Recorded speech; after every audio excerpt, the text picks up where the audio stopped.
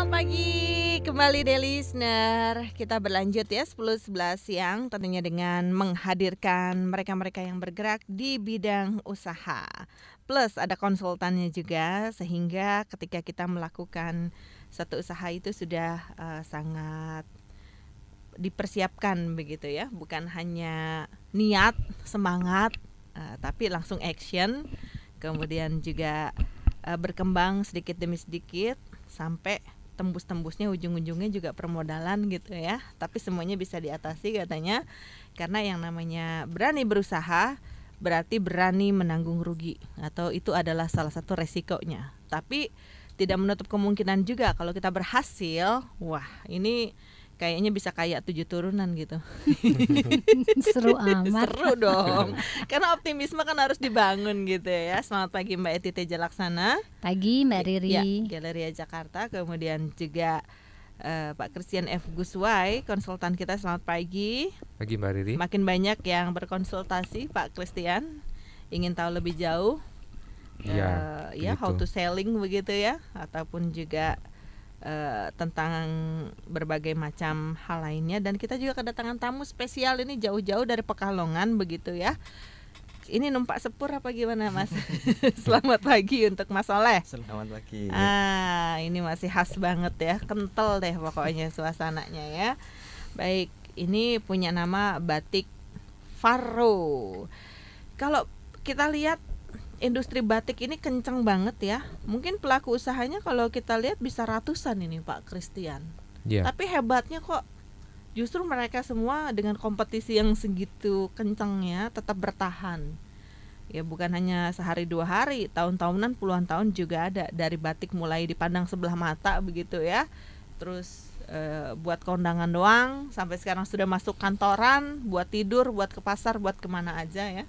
Tinggal tergantung pada bahan dan model serta desain. Ya desainnya lah, itu penting banget gitu. Silakan Pak Christian mungkin bisa memulai untuk kita. Ya, memang begitu. Meskipun pengusaha di usaha batik ini banyak sekali, tetapi kita juga ingat bahwa pasar Indonesia sangat besar, ya, dengan total penduduk yang nomor berapa kita ini terbesar di dunia? Nomor 4 dan nomor 1. Sudah nomor 4. Jangan nambah-nambahin dong Mbak Eti. 4 kan secara kertas ya kan. Ya, kalau kelemahan kita di data itu barangkali memang betul. Jangan-jangan kita sudah nomor 2 atau nomor 3. Nomor 1 jangan-jangan. Ya nggak apa-apa, makin laku dong ya. Juga ditolong dengan pengakuan kehebohan bahwa Indonesia diakui bahwa batik adalah produk dari asli Indonesia, sehingga keduanya ini kan saling menunjang. Belum lagi belakangan ini kan pemerintah di beberapa instansi menetapkan bahwa ada hari batik kan, kemudian diikuti oleh perusahaan-perusahaan swasta. Saya lihat pada umumnya hari Jumat itu, Jumat di mal-mal kalau kita pergi makan siang, nah para pekerja itu 60% barangkali sudah mengenakan batik sebagai pakaian kerja. Karena ada yang disuruh balik Pak Kris. Itu pernah ada beberapa SPG balik lupa pakai batik. Udah sampai segitu saking udah wajibnya. Oh, saya nambahin juga. Kemarin baru aja ngobrol-ngobrol gitu dengan beberapa pejabat Pemda ya. Terus mereka bilang ternyata itu udah dikeluarin loh peraturan. Pejabat-pejabat tuh kalau misalnya pergi ke suatu tempat ataupun acara baik itu resmi, udah nggak boleh lagi pakai jas. Wah, seneng bener. Jadi mereka pakai batik. Walaupun pergi ke luar negeri, mereka dianjurkan untuk memakai batik. Gitu. Jadi ini bagus sekali ya, saya pikir. Nah itu situasi yang sangat menunjang satu sama lain. Jadi ini suatu peluang yang tidak boleh dilewatkan oleh teman-teman kita yang berusaha di industri batik. Nah, meskipun mereka banyak kok tetap berkembang, karena memang pertama lagi-lagi di dalam batik itu terdapat kandungan kreatif, sehingga selalu ada masalah selera berperan. Nah, itulah tantangan bagi pengusaha batik itu untuk menemukan apa yang menjadi selera pada umumnya. Sebagai bagian dari fashion, mode, batik juga kan berkembang. motifnya dan sebagainya. Meskipun kandungan lokalnya kental, tetapi kreativitas unlimited. Tanpa batas, bukan main ya. Nah, gimana juga dengan Pak atau Mas Soleh ini ya? Mas Soleh ini 80% batiknya ini untuk perempuan, 20% untuk pria. Kenapa itu pasarnya dibagi sedemikian? Karena kebanyakan yang suka shopping atau belanja itu kan perempuan. Ayo perempuan tunjuk tangan. Pak Christian juga hobi loh belanja itu ya, tangannya gatel terus. Tapi yang megang keuangan perempuan. Itu kalau ketahuan ya. Baik, ya Mbak Eti. Jadi kalau melihat batik Faro ini cukup variatif ya. Betul. Dia punya desain, mendesain sendiri ya? Iya, desain sendiri. Corak gitu ya, sampai modelnya. Buat orang Muslim yang punya berjilbab ada apa? Gamis. Buat yang biasa sex dress saja ada ya Mas ya. Ini kalau keragaman produk itu susah nggak sih untuk memproduksinya begitu? Atau lebih gampang kalau yang sejenis saja sama semua? Kita setiap 1 bulan mengeluarkan 2 model. Sampai sekarang kurang lebih ada 350-an model. Jadi setiap model itu ada kode namanya sendiri-sendiri. Oke, yang mendesainnya siapa itu?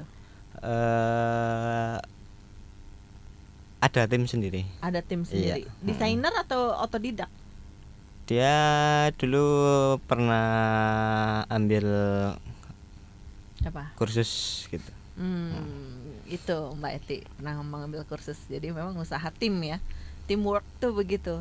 Ada bagian-bagiannya. Ada berapa sih yang mengurus batik Faro ini?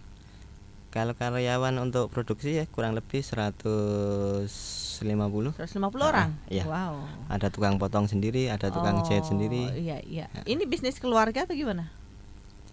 Dulunya keluarga, tapi sekarang yang megang kakak. Ya, tetap aja keluarga juga. Pak Kris, keunggulan atau kelemahan bisnis keluarga apa ketimbang bisnis yang kita share berdasarkan saham ya dengan yang lain gitu?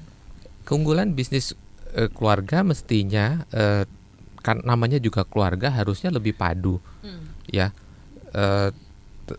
sehingga satu sama lain saling menunjang, ikatannya memang harusnya lebih kuat harusnya karena tidak sedikit bisnis keluarga yang juga terjadi percekcokan, tetapi di sisi lain kelemahannya adalah menjadi tidak profesional karena ada sungkan ewu pakewu antara satu dan lain. Gak enak sama kakak tua. Gak enak. Jadi terlalu mentoleransi jika ada kesalahan. Menjadi sedikit ya itu tadi kebanyakan toleransi sehingga kurang tegas jika terjadi kekeliruan. Nah, jadi bisnis keluarga yang mestinya padu ini harus dipimpin oleh satu orang yang kuat, yang dihormati di antara keluarga sehingga segala pertimbangannya menjadi sangat objektif. Kan namanya keluarga sering sekali kita sulit menegur satu sama lain. Iya. Gimana? Dirasakan itu enggak, Mas Soleh? Enggak sih. Kita cuma 2 bersaudara. Cuma 2 bersaudara dan kebetulan juga mengenyam pendidikan, jadi saling memahami lah kita, membantu gitu ya. Saling membantu. Ini jadi ada hasil didikan orang tua juga mungkin ya. Oke. Mbak Eti, gimana Mbak Eti dengan produk-produk batik yang sudah sekian banyak gitu berjejer gitu ya? Nanti ada yang ngiri, ada yang produknya laku, ada yang ini lakunya belum seberapa gitu. Yang jelas kalau untuk itu sih nggak perlu takut Mbak Riri gitu. Tadi Pak Chris sudah menyinggung kalau pasar kita luas sekali. Dengan pasar yang sangat luas, otomatis selera juga berbeda. Yeah. Kemarin hari Minggu baru aja selesai pameran yang kita sebut pameran Katumbiri. Katumbiri itu bahasa Indonesianya rupanya pelangi ya. Gitu loh. Itu pameran itu kalau kita masuk, wow, gitu loh. Jadi semakin pameran yang ada nih, kita melihat banyak sekali kreativitas yang kita harus angkat topi. Bagus-bagus sekali. Sebelumnya Kravina dengan Wig ya kalau nggak salah, itu juga cukup bagus gitu loh. Tapi saya lihat semakin ke depan kreativitas pembatik kita, kalau kita bicara batik ya, bicara batik yang di fashion gitu kan, itu ini sekali gitu loh, tinggi sekali. Dan di sana beragam harganya, kembali lagi ada yang memang dia batiknya itu di print gitu kan, sistem pembuatannya di print, yang otomatis harganya bisa murah gitu loh. Tapi kemarin di Katumbiri ini saya bisa ketemu batik yang selembarnya itu ini dari pengrajin loh, bukan udah di dalam toko ataupun 30 juta, 40 juta itu ada. Gitu. Jadi ternyata memang beragam sekali, dan saya nggak bilang harga itu mahal gitu, karena kembali lagi kan hasil seni ya, hasil kreativitas, di mana bapak tersebut cerita, dia bilang untuk bikin batik ini aja satu dia butuh waktu sekitar 1,5 tahun. Wow. Ya memang bagus sekali, saya lihat hasil batikannya itu bagus sekali. Jadi dia mungkin pakai canting yang paling halus, di mana gambar batik tulis ya? Ya tulis. Kita kembali lagi ke tulis. Kalau cap sebetulnya saya melihatnya hanya masalah kebiasaan. Jadi pengrajinnya itu rapi apa enggak. Kalau dia rapi biasanya akan terlihat bagus ya gitu. Jadi nggak berantakan lah kerjanya gitu. Nyambung antara satu cap dengan cap yang lain gitu. Tapi kalau tulis itu kan, bayangkan kalau misalnya kita lihat lukisannya siapa, Avandi, dia kan melukis di atas kanvas, itu pun harganya sudah luar biasa kan. Nah ini melukis di atas kain. Nah sekarang kan tinggal masalah kembali lagi Pak Kris, saya pikir kalau misalnya orang setenar Avandi atau yang lain, kembali lagi masalah promo ya Pak ya. Gitu loh. Jadi beliau bikin terus di promo, akhirnya namanya naik gitu kan. Nah kenapa nih pembatik-pembatik kita yang banyak ada di pelosok-pelosok sana nggak kita mulai gitu loh, karena hasil karyanya luar biasa. Luar biasa sekali. Nah kita akan berlanjut The Listener setelah ini. Nah The Listener, kita berlanjut kembali. Ini ada tantangan-tantangan dalam kita membuat satu usaha begitu ya. Katakanlah begini Pak Kris, kalau yang batik 50 orang aja yang berkontribusi pengusahanya gitu ya, dia kan bisa menciptakan beragam gaya lah gitu ya, beragam model. Nah tiba-tiba yang datang 100 begitu, ini bukan yang malah mengurangi kue pembagian ini gitu ya. Sementara kan yang beli orangnya cuma segitu, katakanlah begitu. Atau dengan produk-produk yang lain. Iya, dalam berusaha kita pasti akan terjadi perebutan market share. Jadi lihat pasarnya, kalau pasarnya tidak berkembang, maka akan terjadi dengan bertambahnya pengusaha akan terjadi perpindahan market share. Karena itu memang bagi mereka yang sudah masuk duluan, kewajiban mereka untuk mempertahankan. Mempertahankan itu bisa secara aktif maupun secara pasif. Secara pasif itu istilah saya itu pertumbuhan generik. Jadi meskipun kita tidak keluar dari area tersebut, tetap bisa tumbuh. Itu namanya pertumbuhan generik. Pertumbuhan generik ini sebenarnya lebih sulit ya. Namanya kita sudah ada di daerah itu, kemudian daerah itu dimasuki pemain-pemain baru, terjadi perebutan pasar. Tetapi kalau kita masih mampu tumbuh, itu menunjukkan bahwa usaha kita memang hebat di situ, atau produk kita memang bagus, sangat diminati. Buktinya apa? Dimasuki pemain baru pun masih tetap tumbuh. Contohnya begini, kalau pangsa pasar kita di daerah situ, di antara pasar yang ada kita menguasai 30%.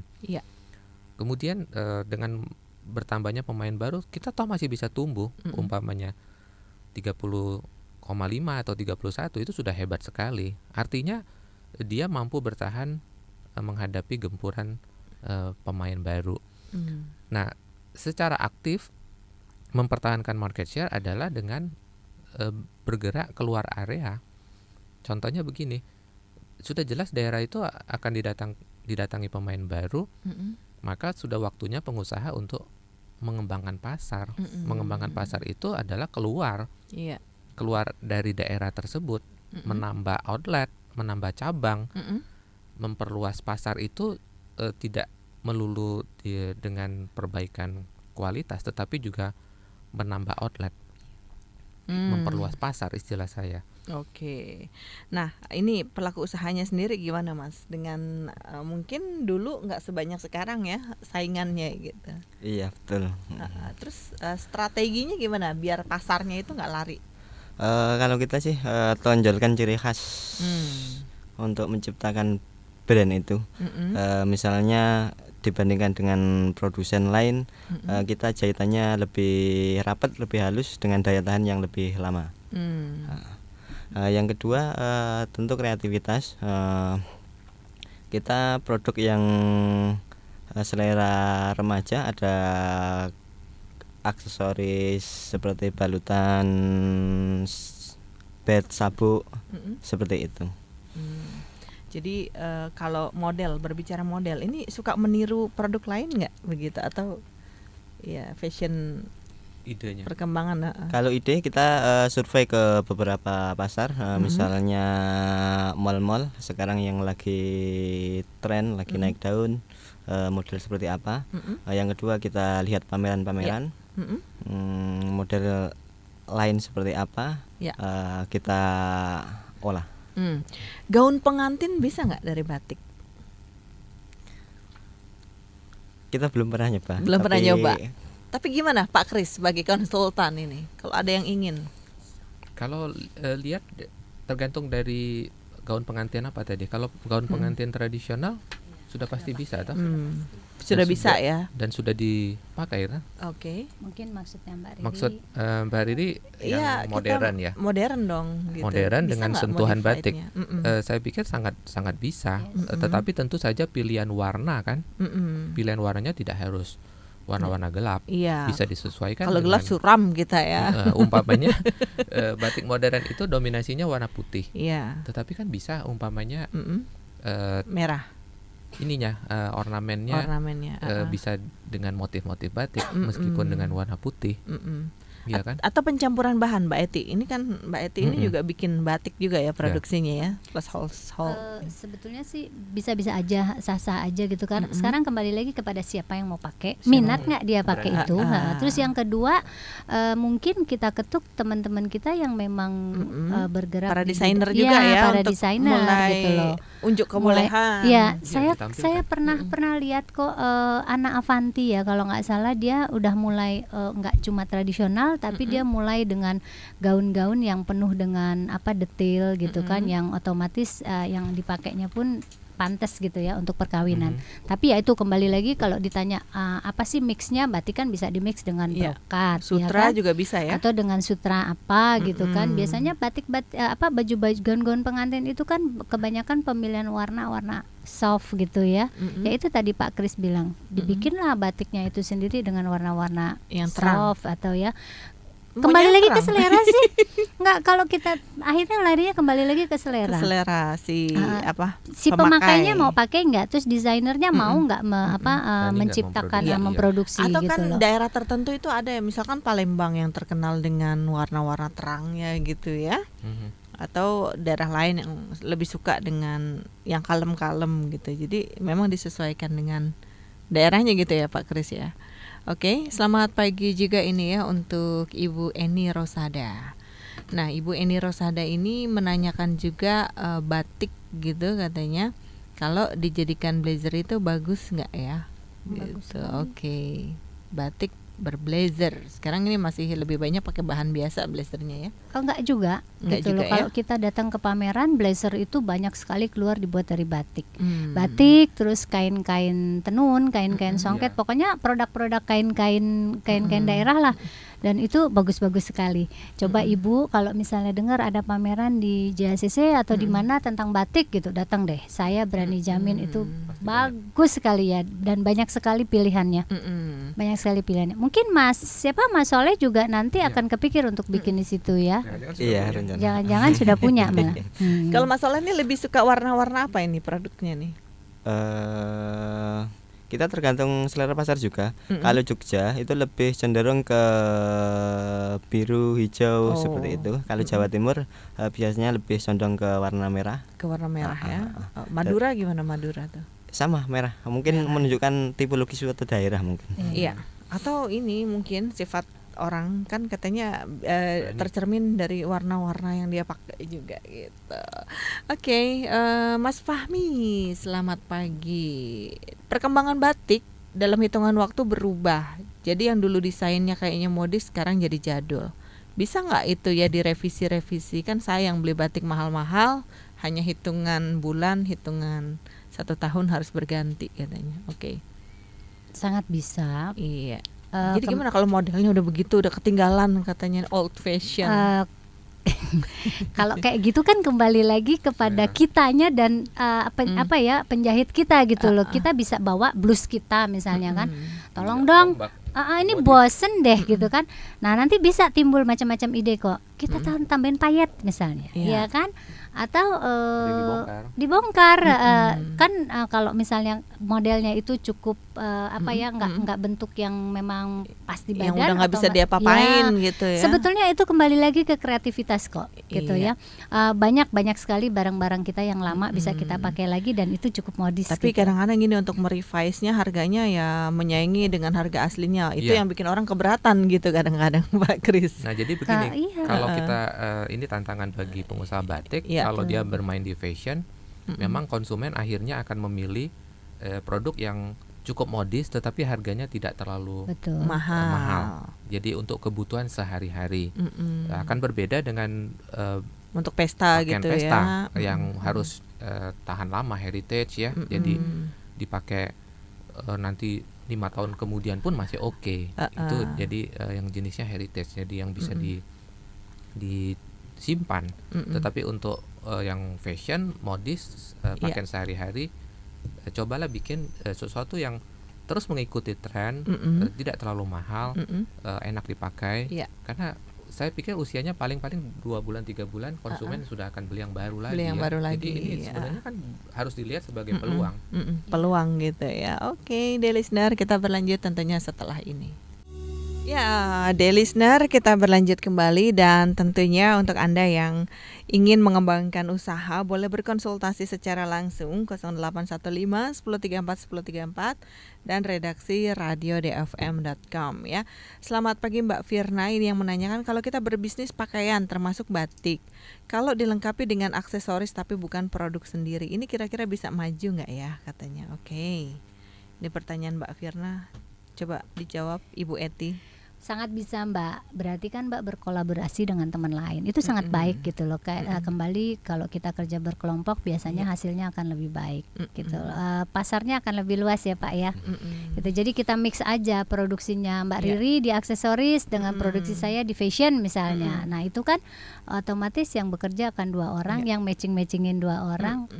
Kadang-kadang begitu ngeliat di patung orang mungkin nggak tertarik batiknya, tapi aksesorisnya lucu banget. Akhirnya jadi beli batiknya juga. Ya, yang belakang-belakang bukan yang di patung ya, jadi dilihat-lihat juga, akhirnya beli-beli juga, keuntungannya gitu kali ya. Tapi memang kalau link and match gitu, apakah harus senada ya? Katakanlah misalkan batik ya dengan aksesorisnya gitu, jangan misalkan batik dengan tas rotan gitu, atau gimana tuh Mbak? Bisa juga gitu. Jadi kembali lagi kalau matchingin pakaian fashion itu sih kembali lagi ke pemakainya gitu kan. Saya kepingin pakai batik, saya matchingin dengan tas rotan misalnya. Saya pikir itu ide yang cukup baik gitu kan. Nanti ditambah lagi dengan aksesoris yang dibikin oleh produksi dari UKM kita gitu kan. Terus sepatunya juga saya pikir itu produk-produk yang nggak jelek kok, dicoba gitu loh, nggak kalah dengan produk lain. Kalau masalah ya itu kembali lagi, kalau masalah matchingin sih selera sih ya gitu. Jadi kembali lagi kepada kita mau pakainya gimana. Ya, Mbak Rini juga selamat pagi. Sebel deh katanya dengan mass product, padahal lucu sih modelnya, naksir banget, tapi terlalu umum, terlalu banyak yang pakai. Gimana Mbak Eti? Pak Kris juga nanti bisa jawab nih mengenai mass productnya. Cepetan pakai duluan Mbak. Pakai duluan, Mbak udah pakai baru orang lain pakai. Ya, beda kan? Gitu ya. Ya kita lihat aja, memang mungkin di toko ada 100, 200 gitu ya. Tapi di jalan sepanjang perjalanan kita lihat udah ada yang pakai belum gitu. Mungkin tolak ukurnya Enggak gitu juga ya. sih, Nggak walaupun juga. dibikin banyak belum tentu ketemu ya Pak. Masyarakat kita kan banyak bener loh. Gitu ya, kalau ketemu 1-2 ya wajar aja gitu loh. Dan saya pikir nggak mengurangi nilai apa ya, iya kan muka saya, badan saya dengan muka Mbak Riri beda ya. Kalau kita pakai baju sama pun kayaknya fine aja ya. Saya ingin menambahkan, Iya. justru barangkali disinilah peran dari aksesoris. Yes. Oh Ya kan? iya, iya. Bajunya sama, yang memakai beda udah pasti, kemasannya akan beda. Contohnya padu padannya dengan aksesorisnya, dengan tasnya, dengan sepatunya. Jadi meskipun bahan dasarnya sama, kasarnya gaunnya sama, tetapi aksesoris akan memberikan perbedaan. Termasuk juga tentu dari pemakainya sendiri. Betul. Kepribadian pemakai bisa merubah penampilan. Nah, kalau Mas Soleh gimana? Bikin satu model berapa banyak? Mas Soleh udah bingung karena kalau bikin satu model dibikin 100 gitu kan. Udah deg-degan ya. Gimana Mas? Ini ada konsumen tadi bilang lucu sih, tapi mau beli takut samaan gitu. Satu model ya paling enggak minimal 100. 100. Iya, Iya. karena pengaruhnya terhadap potongan kain itu sendiri ya. Jadi itu yang bisa memangkas biaya produksi ya Mas Betul. ya. Kita juga ngelayani pesanan itu paling enggak minimal 100. Tapi kalau buat seragam perusahaan ya bagus juga. Kan memang dibutuhkan yang seragam ya Mbak ya. Jangan yang belang bentong gitu kan. Banyak order dari perusahaan Mas. Ya ada Beberapa ya. Tapi ini nggak rajin ngasih pamflet atau apa sih namanya, selebaran atau proposal ke perusahaan-perusahaan gitu kan. Sekarang mereka juga tengah menggencarkan batik, tapi batiknya itu masih silahkan terserah, mana tahu gitu kan. Banyak yang menetapkan seragam batiknya gitu. Iya. Biasanya kalau perusahaan-perusahaan atau instansi sekolah seperti itu mulainya Januari biasanya. Oh Januari. Jadi mereka tutup buku, ada anggaran dan menghadapi tahun pelajaran baru seperti itu. Kita baru mencoba menawarkan proposal penawaran, Iya. katalog produk, semacam itu. Tapi ada ruginya juga Mbak ya kalau perusahaan batiknya sama semua. Jadi kan tiap Jumat yang dipakai itu aja.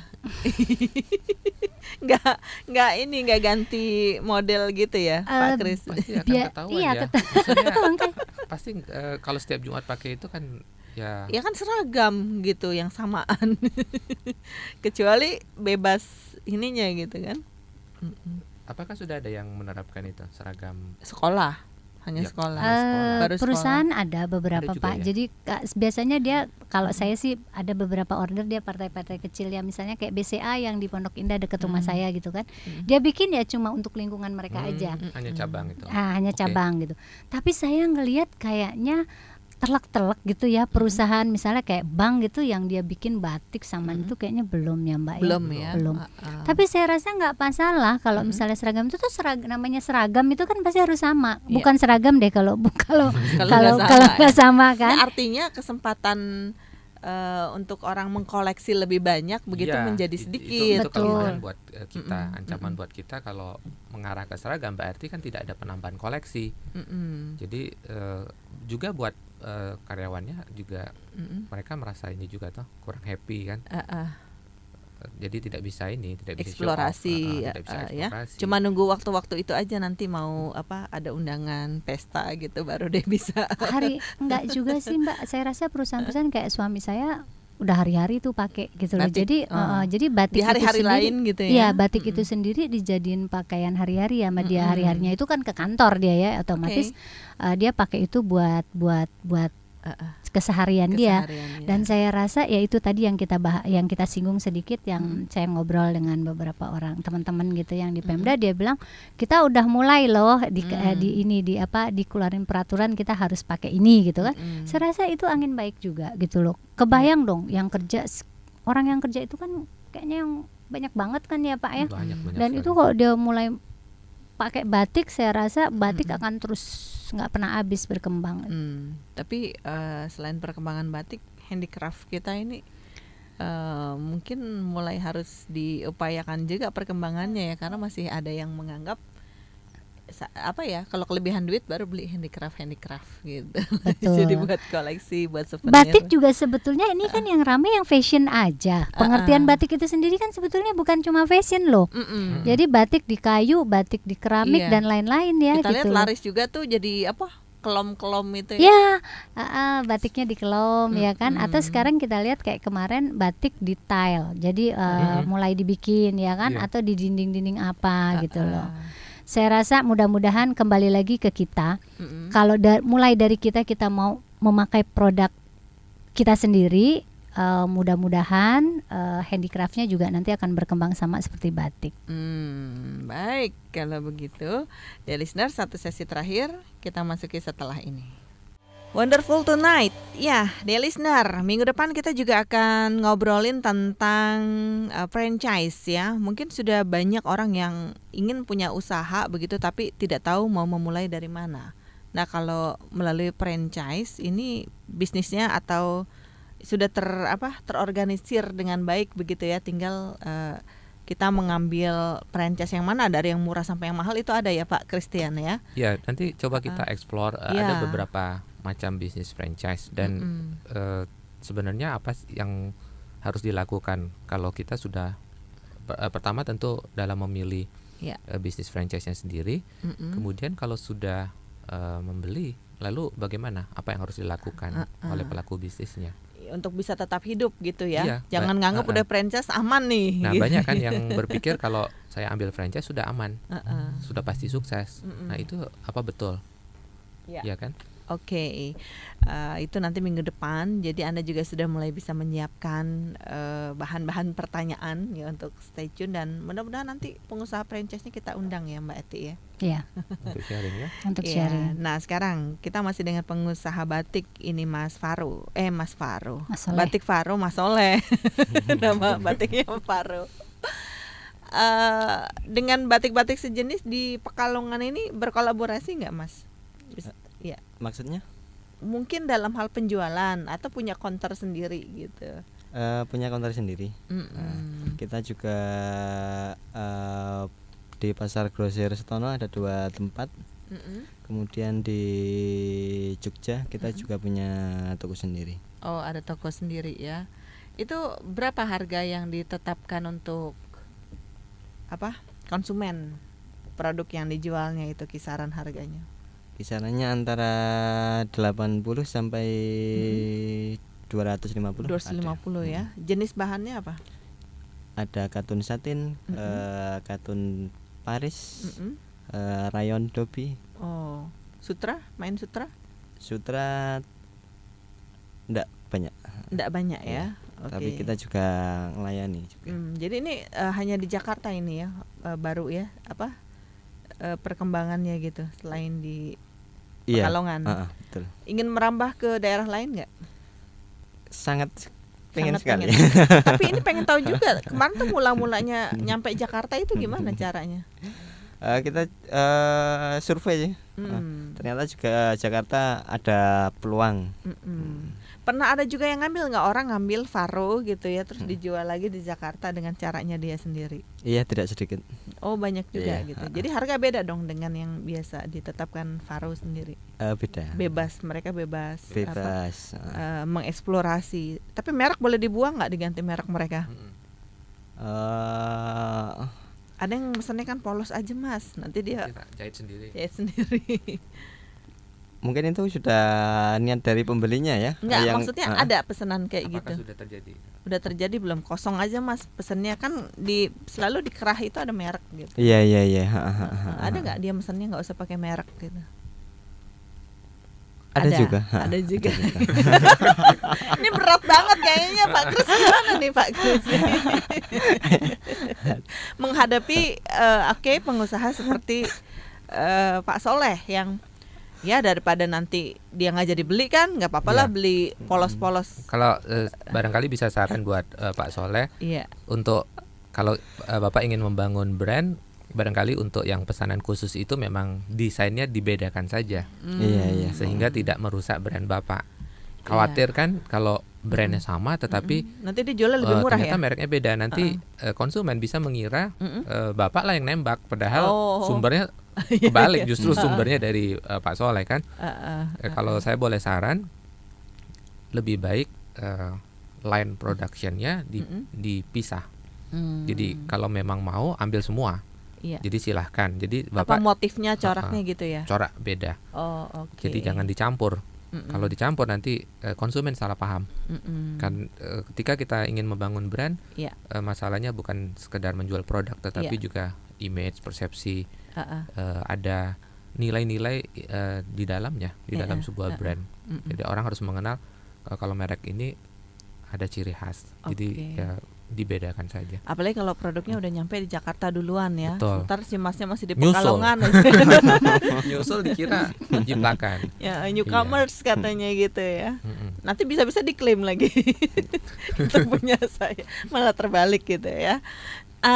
Pak Christian, ada mungkin saran-saran untuk para pemula nih yang akan memulai suatu usaha, begitu trik-trik ya kita bisa settle atau kita bisa bertahan begitu menghadapi kondisi yang seperti sekarang ini?